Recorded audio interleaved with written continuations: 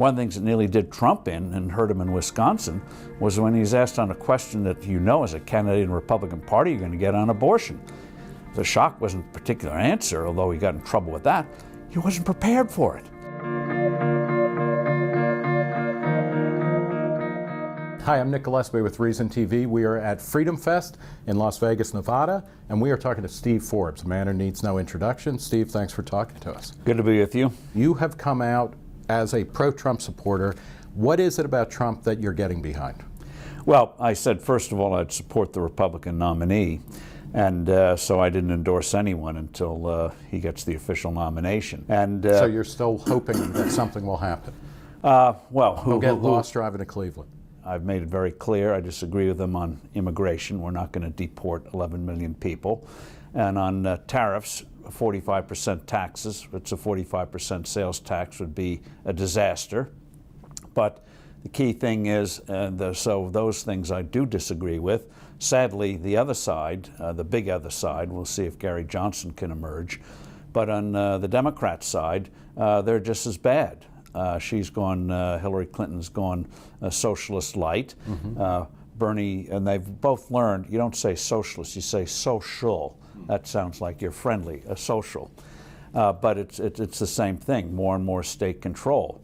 Trump's tax plan, especially now that Steve Moore and Larry Kudlow are working on the thing, should be a more pro-growth.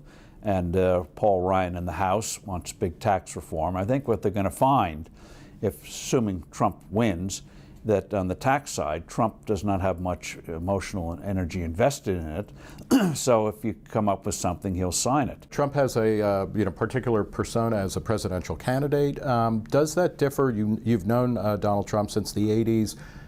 How is he when he's not on the kind of presidential chicken circuit? He can be very charming when he's in negotiations about something that he cares about, but he also knows how to play in one person, good cop, bad cop. 1 minute, your friend, next minute, he's going to hit you hard. And so that's what makes him effective at the negotiating table. With us, he's always debating our estimation of his wealth. And just one story on it, we related in Forbes magazine back last fall. So our editor goes up to his office in Trump Tower the day the Pope is in New York. And so they hear the hubbub outside. There's a balcony apparently, so they went out on the balcony. A lot of Latinos with the Pope from Argentina. And so there were some cheers for Trump, but a lot of boos. He turns to the editor and says, you see, 90% approval. And then he says, this shows you've underestimated the value of this building because the Pope chose my building to begin his parade in New York City. So in other words... So this is a man who just tries to bend the world to the way he... I was going to say, this sounds like a man who is deeply delusional. No, with Steve Jobs, and we pointed this out in the story, this can cut both ways. It was the same thing. He had a vision for a product, and he would just bend until it came about. And where that goes, that absolute will goes, is very, very interesting. Do you worry? I mean, Trump has... You worry about anyone who gets that office. Well... And one who hasn't... Reagan was, in effect, spending a lifetime, even if he didn't realize it, prepping for the office he eventually occupied.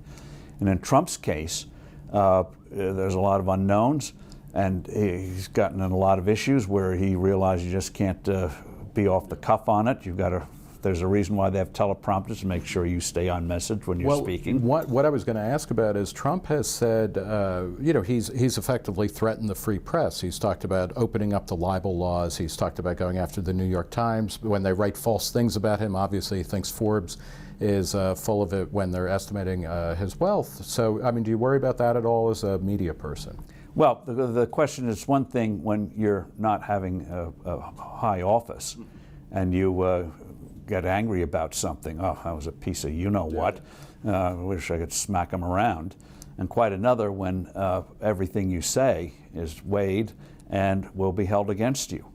And so one of the things he has to reassure people on is I can get real things done. Mm-hmm. I know how to put teams together. Buildings just don't rise up by themselves. You've got to have a lot of cooperation, make things happen. And I can do the same thing in Washington. So people will say, Doubts about the guy, but maybe we can take a chance. But you're not worried that he will actively try and harness the press or actually take it to a next level of not just combating it, but try to pass laws? If he did, the press would not show the same reticence with him that they did constantly with Barack Obama. No get-out-of-jail-free card for Trump or anybody else, maybe Clinton, but not for a Republican. They will be all over him the way you'd expect the way they should be. Yeah. I'm going to open up our libel laws so when they write purposely negative and horrible and false articles, we can sue them and win lots of money. Obviously, Hillary, you line up everything in the no column. Trump, many things in the no column, but he is more pliable, really, by a Republican Party that maintains control of Congress. I think on the tax side, what they're going to find is what happened in '86. When the Democrats wanted to do away with tax shelters, Republicans wanted to bring rates down. And they found out that if you touch one tax shelter, you have to hit all of them. You just can't pick and choose. So this idea that we'll leave in a couple of deductions, the two biggies for home mortgages and charity, and the rest we can tamper with, they're going to find you either do it or you don't. So I think we get one of those rare instances, this after all will be 30 years since 1986, where you end up getting more than you anticipated when you started the process instead of less. One of the things during the Republican campaign, primary campaign, you were critical of Republican candidates, the serious ones, not really bringing things forward that would. Well, this is where it's amazing. You had Trump, you had 16 others. He came up with a slogan. What did the others have a slogan for? Zero. So they were seen as bland. And these are people, many of them, who made their living in the political world but couldn't seem to master the basics. Were they part afraid of the problem is, yes, some of them have very nice or interesting proposals, but they never led with them. They never related them in a way what you might call a takeaway for individuals. With George Bush, he said, I want 4% GDP growth. I knew what he was saying. Jeb Bush. Jeb Bush, excuse me. I wanted 4% GDP growth. Well, I understood what he was saying. But most people, 4% GDP, it sounds like a hair formula. You know, Rogaine, 4% GDP. Oh, yes. Yeah.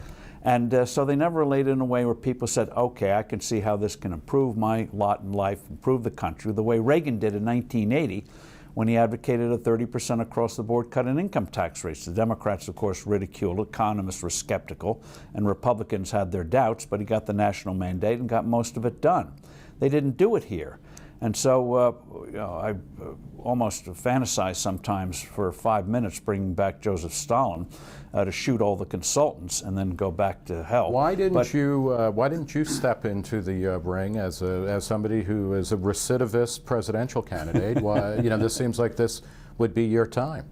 Well, with 16 others, I thought that the pressure of competition, being a believer in free markets, the statists could make a good case. The GOP is an example where free markets don't work. And just as when you look at presidents since Reagan, you could say that's a good argument against evolution.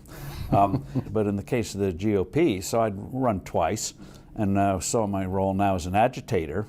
So we had, with a group like Kudlow and Steve Moore and Art Laffer, we had dinners with other people with these various candidates to pry more, learn more, try to get them more on line with pro-free markets in terms of taxes and money.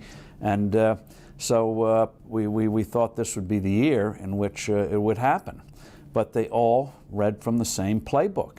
And what's amazing is that when Trump rose up, put aside his prescriptions, at least he put something on the table. They didn't put anything real on the table, advocating it up front. Give you one example on health care. Burning issue is what drove people in 2010, drove people in 2014. And yet none of them led with things like, how about posting prices for hospitals and clinics? Basic stuff that people would say, yes, that would be great, and relating it in a way that people could understand. They didn't do it. And so you can't fight something with nothing. Talk about one of your other, I mean, you talk a lot about healthcare and about bringing actual market forces and at least market signals into healthcare. Another obsession of yours is the Fed. What is the role of the Fed currently in the sluggish economy? Well, but they're trying to control the U.S. economy through manipulating interest rates and buying a lot of bonds. I guess they hadn't gotten the word yet. I know in the era of fast communications, they should have gotten it by now. The Berlin Wall fell in 1989. The Soviet Union collapsed in 1991. But they think it can guide the economy through a central bank with a handful of mandarins. Central planning doesn't work. And what they've done in terms of controlling the price of money, control between lenders and borrowers instead of letting them set what the rent. So would interest rates be much higher, or how would they be different? But they would be different, but at least the market could work. Remember when they controlled gasoline prices, you had lines literally miles long. And when Reagan did away with price controls, yes, prices actually went down, but even when they went up, you didn't have lines. And so what you have today with the distorted credit market is corporations, no problem borrowing money. Bonds are for big established companies. No problem for government borrowing money. But for small businesses and households, and remember, small and new businesses are how you get the dynamism in the economy and the big companies of tomorrow. They've been starved of credit. And they're hardly grown at all. When in a recovery, that should be booming. So so you have Exxon borrowing $12 billion. What did they borrow $12 billion? To buy in their stock. Not the best use of capital. Apple, $230 billion in cash and securities around the world, borrowing over tens of billions of dollars of bonds. Why? Because they can. It's so cheap. They can buy issue the bonds and buy in their stock and have a spread on the yield of the bonds and the dividend. Financial engineering. Talk, you've been mentioned, and as a final comment, you've mentioned Reagan quite a bit.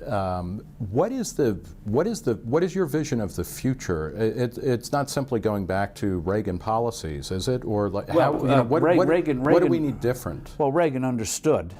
First, he's one of the rare individuals who could lead a movement, but also have success in the political world, where nothing ever goes straight. But he got some big things done. And so it's not going back, it's going forward with basic principles that we know work. And this is what surprised me in this campaign. The problem with health care is not the quality we have in this country. If you have cancer, which I had several years ago, you want to be here. You don't want to be in England or anywhere else. The problem is we don't have real free markets. And the proof of it, as I like to point out, is no crummy, even the crummiest motel in America wouldn't dare put you in a room with another guest with a curtain in between, a sick person. They routinely do that in hospitals. I talked with a fellow the other day. They talked about expanding a hospital in, I think it was in Vermont, and they had single private rooms. It's not just to make the patient feel better, but help fight infections and basic things like that. Are you optimistic about the future? Yes. Because when something doesn't work, at least in this country, we demand a change. Sometimes it takes a while to get it. Back in the 1970s, that's how Carter got elected in '76. Oh, this might be a change. Didn't work. So then we got Reagan in 1980. That did work. And so I think this time, if assuming Trump wins, if he doesn't work, we'll get another one in 2020. If she's in, we know it won't work, so we'll get something else in 2020. And in terms of Gary Johnson and Bill Weld on the libertarian side, they've got to get their act together. They've got to get real themes out there, not just sort of passive things, I'd like to do this, and maybe something that they got to go vigorously forward, make the case, and when they go on things like CNN Town Hall, they are ready with themes, messages to get across, answers, anticipate questions. One of the things that nearly did Trump in, and hurt him in Wisconsin, was when he was asked on a question that you know as a candidate in the Republican Party you're going to get on abortion. The shock wasn't a particular answer, although he got in trouble with that. He wasn't prepared for it. Do you believe in punishment for abortion, yes or no, as a principle? The answer is that there has to be some form of punishment. For the woman? Yeah, there has to be some form. 10 cents, 10 years, I don't what? know. That I don't know. Well, why not? I don't know. You take positions and everything else. I do take positions and everything else. It's a very complicated position. And that's if Johnson and Weld want to make a breakthrough, they're going to have that down. They've got to be preparing now for the big time. They've been accustomed to playing AA ball. They are now going to the major leagues, and they don't have the luxury of having months as a normal candidate would do to try things, get things going, get your act together. Like a boxer getting ready for a match, you just don't go in the ring. You've had a lot of prep time. If they want to make the breakthrough and get that 15% in the polls so they can go in the debates, they got to get those themes out there and relate it to where individuals can say, aha. That's the key to success. When the voter says, aha, I get where this might help. All right, we will leave it there. Thank you so much. Thank you. For Reason TV, I'm Nick Gillespie.